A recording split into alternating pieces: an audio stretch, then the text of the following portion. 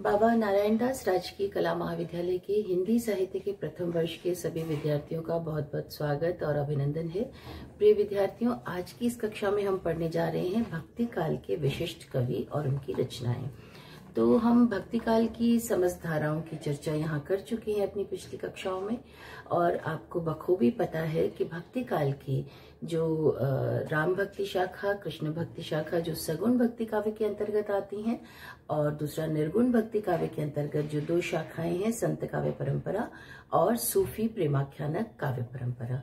और बहुत जाहिर सी बात है, इन चार मुख्य धाराओं के चार प्रतिनिधि कवि भी हुए हैं, जिनकी वजह से ये धाराएं जो हैं वो स्वर्ण युग के रूप में भक्ति काल के साहित्य को हमारे समक्ष प्रस्तुत करती हैं।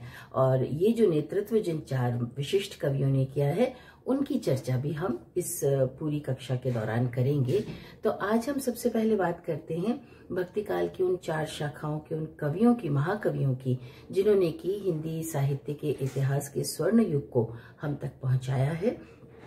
तो मैं बात कर रही हूँ कबीर, जायसी। कबीर जो कि संत काव्य परंपरा के प्रतिनिधि कवि हैं, जायसी जो सूफी प्रेमाख्यानक काव्य परंपरा के प्रतिनिधि कवि हैं। और ये जाहिर सी बात है कि निर्गुण संप्रदाय के दो शाखाएं हैं। इसी तरह सगुण भक्ति काव्य की जो दो शाखाएं हैं, राम भक्ति काव्य परंपरा और कृष्ण भक्ति काव्य परंपरा। तो राम भक्ति काव्य परंपरा की जो विशिष्ट और प्रवर्तक कवि के रूप में हम जानते हैं, वो तुलसीदास जी को हम जानते हैं। और आप सबको पता है, हमारे घर घर में तुलसीदास जी की लेखनी की जो स्रोतस्विनी है वो प्रवाहित हो रही है रामचरितमानस के माध्यम से। और इसी तरह कृष्ण भक्ति शाखा परंपरा से हमसे जुड़े हैं, जो हम तक लेकर के आए हैं कृष्ण भक्ति काव्य की इस परंपरा को, वो है सूरदास जी। सूरदास जी ने कृष्ण भक्ति शाखा की परंपराओं की रचना की, और उनके बहुत सारे पद हैं जो कृष्ण भक्ति शाखा से संबंधित हैं, कृष्ण की लीलाओं से संबंधित हैं, और उनके बारे में हम विस्तार से इसके बारे में जानेंगे। तो मोटे मोटे ये जो चार वर्गीकरण है। और बात करते हैं कबीरदास जी की, जो संत काव्य परंपरा के प्रतिनिधि कवि के रूप में हमारे समक्ष आते हैं।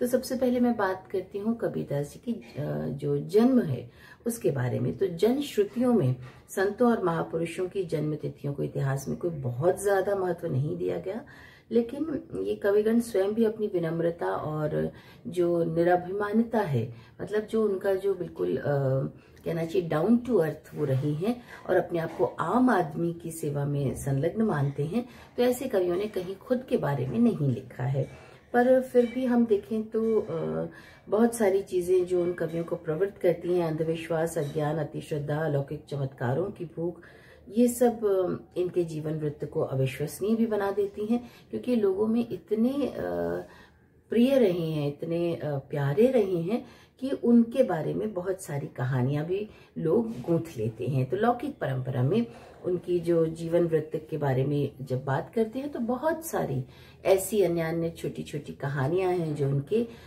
अलौकिकता को प्रमाणित करती हैं।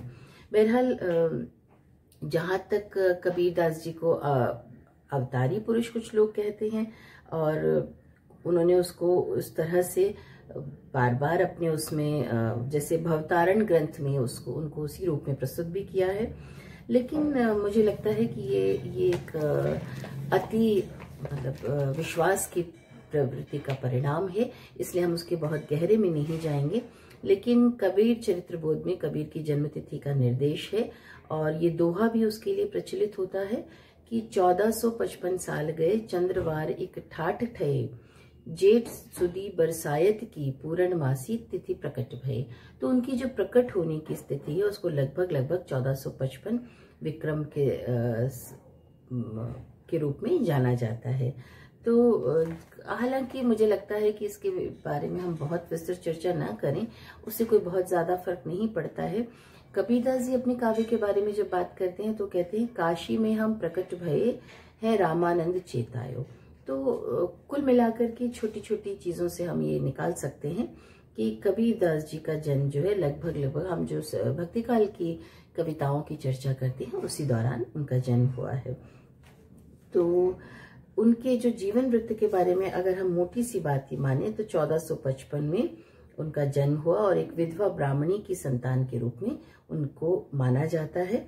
और ऐसा मानते हैं कि उन्होंने लोक लाजवश ब्राह्मणी ने उनका त्याग कर दिया था, तालाब के किनारे उन्हें छोड़ दिया था और फिर उन्हें एक जुलाहा दंपति नीरू और नीमा नाम से जो है उन्होंने उनका पालन पोषण किया था। तो जो बहुत किंवदंतियां प्रचलित हैं उनमें मैं बहुत गहराई में नहीं जाऊंगी। अब मैं बात करती हूँ उनके व्यक्तित्व की, क्योंकि मुझे ऐसा लगता है कि जन्म से ज्यादा व्यक्ति का व्यक्तित्व जो है वो ज्यादा महत्वपूर्ण होता है। तो हजारी प्रसाद द्विवेदी जी उनके व्यक्तित्व के बारे में लिखते हैं कि वे सिर से पैर तक मस्तमौला, स्वभाव से फक्कड़, दिमाग से दुरुस्त और भक्त के सामने एकदम निरीह, आदत से अक्खड़ और बाहर से कठोर, जन्म से अस्पृश्य और कर्म से वंदनीय थे।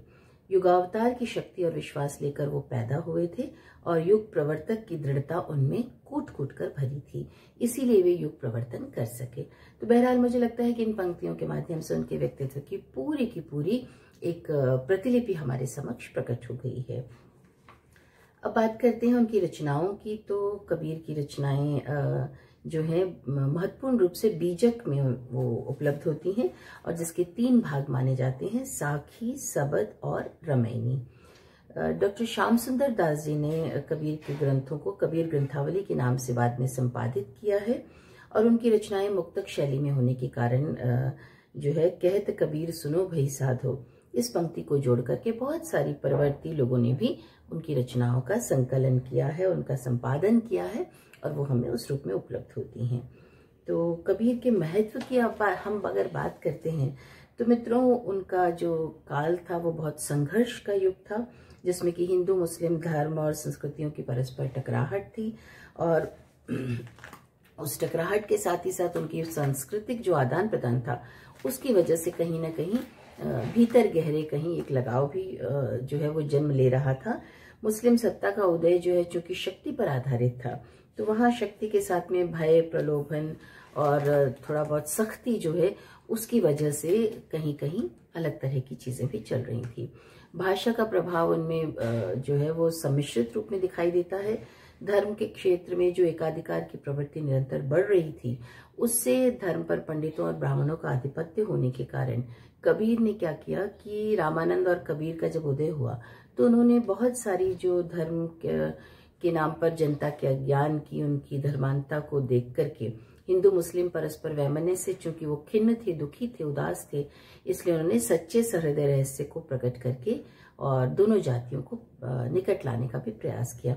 और उसमें हम कबीर के पदों में, दोहों में, साखियों में देखते हैं कि उन्होंने किस तरह से हिंदू और मुस्लिम दोनों ही संप्रदायों की जो विकृतियां थी, प्रतिकूलताएं थी, उनका निराकरण करते हुए, उनकी धज्जियां उड़ाते हुए, उन्होंने उनकी कमियों का उल्लेख करते हुए उन्होंने आम जनता को ये समझाने का प्रयास किया कि परम शक्तिमान जो है, परम शक्ति जो है, परमपिता परमात्मा अल्लाह ताला खुदाबंद, वो एक ही है और वो एक ही शक्ति हम सबके भीतर भी है। और उस रूप में वो कहते हैं कि तेरा साईं तुझमें ज्यों पोहपन में वास, कस्तूरी का मिरग ज्यों फिर फिर ढूंढे घास। जैसे घास में वो बार बार ढूंढता है, इसी तरह हम भी मूर्खतापूर्ण प्रवृत्तियों के कारण बाहर ढूंढते हैं परमात्मा को, लेकिन परमात्मा तो खुशबू की तरह हमारे ही भीतर है। जैसे फूल में खुशबू होती है, ठीक उसी प्रकार से परमपिता परमात्मा का अस्तित्व हम सबके भीतर है। परमात्मा और आत्मा भीतर से गहरे जुड़ी हुई है। आत्मा हम सबके भीतर है और परमात्मा वो सर्वशक्तिमान घट घट व्यापी है। और इसी बात को उन्होंने बार बार हर तरह से जो है वो समझाने का प्रयास किया। पार ब्रह्म के तेज को ऐसा है उन्मान, कहिबे को शोभा नहीं देखे ही परवान। उसे तो सिर्फ अनुभूति के माध्यम से ही आप देख और समझ सकते हो। तो उन्होंने जो जिस तरह से अपने भक्ति मार्ग को राजमार्ग के रूप में प्रस्तुत किया, जिसमें कि जाति पाति ऊंच नीच का जो है वो विरोध किया उन्होंने और सबका स्वागत किया। इसीलिए वो कहते हैं कि जाति पाति पूछे नहीं कोई, हरि को भजे सो हरि को होई।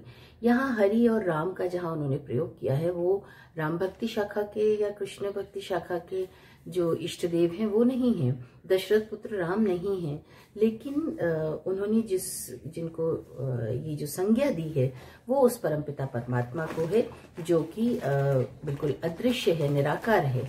उस परमात्मा को उन्होंने ये नाम देने की कोशिश की है। और उन्होंने ये कहा है कि भक्ति और प्रेम के सहारे हम परमात्मा से तादात्म्य स्थापित कर सकते हैं, जुड़ सकते हैं, और वही परमात्मा हमारे माता पिता हैं, हमारे संरक्षक हैं। और कहीं कहीं उन्होंने पति के रूप में भी कबीर को भावनात्मक रहस्यवाद में उनको स्थापित करने की कोशिश की है। और ये सब जो प्रेम भाव है, हो सकता है कि सूफियों के प्रेम भाव का भी प्रचार हो, क्योंकि वो समकालीन रूप से चीजें सामने चल रही थी।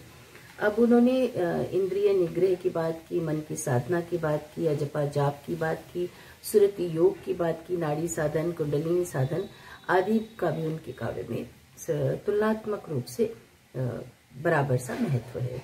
और वो सहज योग के उपासक थे, इसलिए उन्होंने हिंदू और मुसलमानों के धर्म में चिन्हित जितनी भी जटिल क्रियाएं हैं, साधनाएं हैं, आडंबर हैं, कर्मकांड है, उनका विरोध किया है। और विविध संप्रदायों और मतांतरों के जो अच्छे प्रभाव हैं उसको उन्होंने ग्रहण किया है। उन्होंने ये नहीं माना कि ये हिंदुओं का है, मुस्लिम्स का है या किसी और संप्रदाय का है। उसको उन्होंने इस रूप से विभाजित नहीं किया। जो अच्छा था, सार सार को गही रहे, थोता देई उड़ाए, यही उनके जीवन की प्रवृत्ति थी।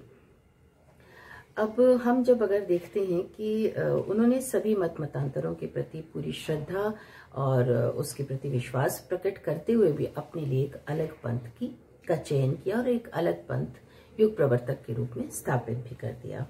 तो मित्रों, आज की कक्षा में हम इतना ही पढ़ेंगे। अगली कक्षा में मैं फिर आपसे चर्चा करूंगी कबीर की शेष प्रवृत्तियों और विशेषताओं के बारे में। तो